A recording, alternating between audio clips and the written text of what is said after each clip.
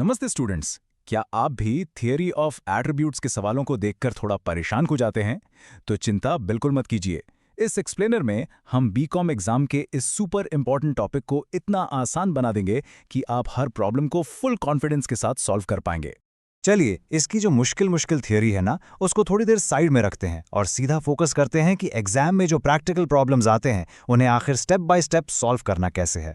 ये है हमारा आज का रोड मैप। हम बिल्कुल बेसिक से शुरू करेंगे, फिर डेटा चेक करना सीखेंगे, एसोसिएशन को समझेंगे और हाँ, आखिर में एक पूरा एग्जाम्पल सॉल्व करके सब कुछ रिवाइज भी करेंगे।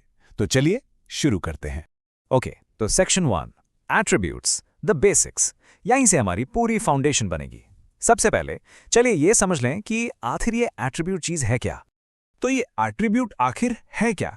देखिए, बिल्कुल सिंपल शब्दों में ये एक ऐसी क्वालिटी है जिसे हम गिन सकते हैं पर नाप नहीं सकते। जैसे कि हम ये गिन सकते हैं कि कितने लोग लिटरेट हैं या कितने एम्प्लॉयड हैं, लेकिन क्या हम लिटरेसी को इंचेस में या एम्प्लॉयमेंट को किलोज में नाप सकते हैं? नहीं ना। बस यही फर्क है। अब आते हैं इसके सिंबल्स पर, और ये बहुत बहुत ज़रूरी है। हमेशा याद रखिए, कैपिटल लेटर्स जैसे कि ए या बी क्वालिटी के होने को दिखाते हैं, मतलब लिटरेट या एम्प्लॉयड। और ये जो ग्रीक लेटर्स है ना, अल्फा या बीटा, ये उस क्वालिटी के ना होने को दिखाते हैं, यानी नॉट लिटरेट या नॉट एम्प्लॉयड। बस इतना सा रूल है। बड़ा लेटर मतलब हाँ, ग्रीक लेटर मतलब ना। Section 2 checking data consistency. अब जब हमें सिंबल्स पता चल गए हैं तो अगला सवाल आता है, भाई ये जो डेटा हमें दिया गया है, क्या ये सच में पॉसिबल भी है? इसी को चेक करने को कहते हैं कंसिस्टेंसी चेक। देखिए, कंसिस्टेंसी का बस एक ही गोल्डन रूल है और वो बिल्कुल कॉमन सेंस है। लोगों की गिनती 0 हो सकती है, लेकिन कभी भी नेगेटिव नहीं हो सकती। आखिर आपके पास -10 लिटरेट लोग तो नहीं हो सकते ना, है ना? तो अगर कैलकुलेशन के बाद कोई भी नंबर नेगेटिव में आ जाए, समझ लो डेटा इनकंसिस्टेंट है, गलत है। इस एग्जाम्पल को हम हीरो बनाने वाले हैं। इसे हम पूरे एक्सप्लेनर में यूज करेंगे, इसलिए इन 4 नंबर्स पर खास ध्यान दीजिए। टोटल 100 लोग हैं, जिसमें से 60 लिटरेट हैं, 70 एम्प्लॉयड हैं और 50 ऐसे हैं जो दोनों हैं। अब इन नंबर से हम बची हुई मिसिंग वैल्यूज निकालेंगे। ध्यान से देखिए, अगर हमें लिटरेट लेकिन अनएम्प्लॉयड लोग निकालने हैं तो हम क्या करेंगे?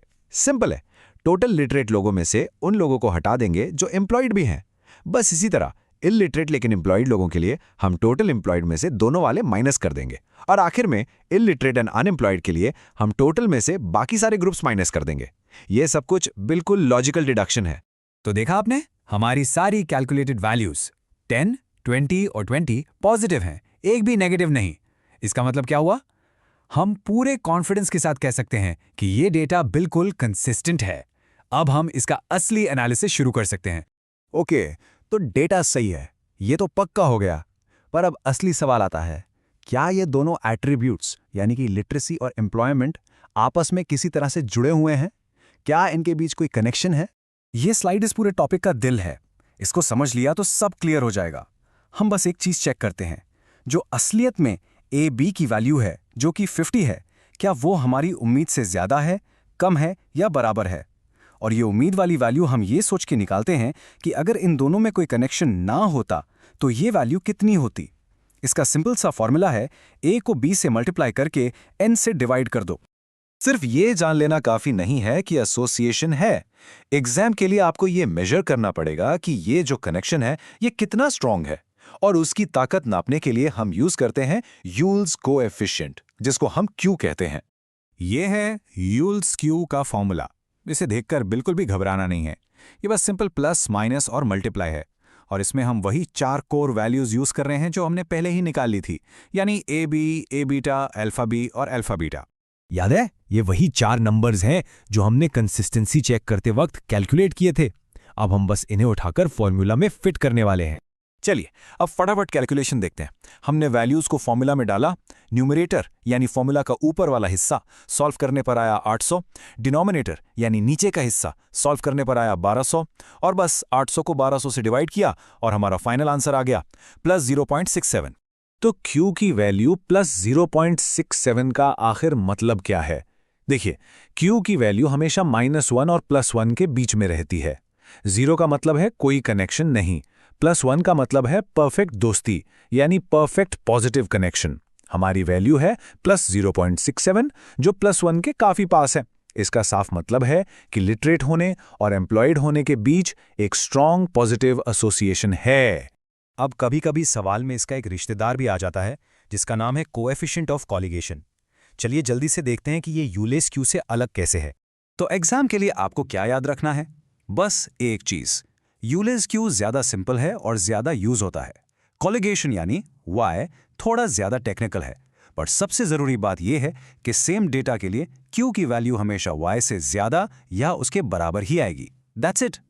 बहुत बढ़िया, हमने सारी थ्योरी कवर कर लिया।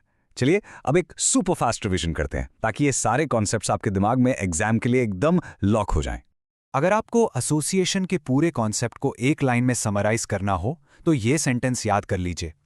एट्रीब्यूट्स तभी एसोसिएटेड कहलाते हैं जब एक के होने से दूसरे के होने की प्रोबेबिलिटी बढ़ जाए। बस इसे याद रखिए, आपका कॉन्सेप्ट हमेशा क्लियर रहेगा। ये आपकी एग्जाम की सीक्रेट चेकलिस्ट है। इन 5 स्टेप्स को हमेशा इसी ऑर्डर में फॉलो कीजिए और मैं गारंटी देता हूं आपका जवाब हमेशा सही आएगा। ओके, अब वक्त है एक फाइनल टेस्ट का। चलिए 2 जरूरी सवालों के जवाब देकर चेक करते हैं कि आपकी तैयारी कितनी पक्की हुई है। तो सवाल नंबर 1, एट्रीब्यूट्स का डेटा मिलते ही आपका सबसे पहला सबसे इंपॉर्टेंट स्टेप क्या होना चाहिए? सोच लिया? बिल्कुल सही जवाब है हमेशा पहले कंसिस्टेंसी चेक करें, ये देखने के लिए कि कोई वैल्यू नेगेटिव तो नहीं है। अगर ये स्टेप मिस कर दिया तो आगे की सारी मेहनत बेकार हो सकती है। और अब दूसरा सवाल, अगर आपकी यूज कोफिशिएंट यानी क्यू की वैल्यू बिल्कुल ठीक 0 आती है तो इसका क्या मतलब होता है? इसका मतलब है कि दोनों एट्रीब्यूट्स इंडिपेंडेंट हैं, आजाद हैं, मतलब उनके बीच में किसी भी तरह का कोई कनेक्शन या एसोसिएशन नहीं है। अब जब आपके पास ये इतना पावरफुल टूल आ गया है तो जरा सोचिए, आप इसे असली दुनिया में किन चीजों के बीच का कनेक्शन एनालाइज करने के लिए इस्तेमाल कर सकते हैं। ऐसे ही और बीकॉम एग्जाम के टॉपिक्स पर डिटेल्ड एक्सप्लेनर्स देखने के लिए LLB स्टूडेंट अड्डा को सब्सक्राइब और फॉलो करना बिल्कुल ना भूलें। और हाँ, अगर आपको कोई खास टॉपिक पर वीडियो चाहिए तो नीचे कमेंट सेक्शन में हमें जरूर बताइए। आपके एग्जाम्स के लिए ऑल द वेरी बेस्ट।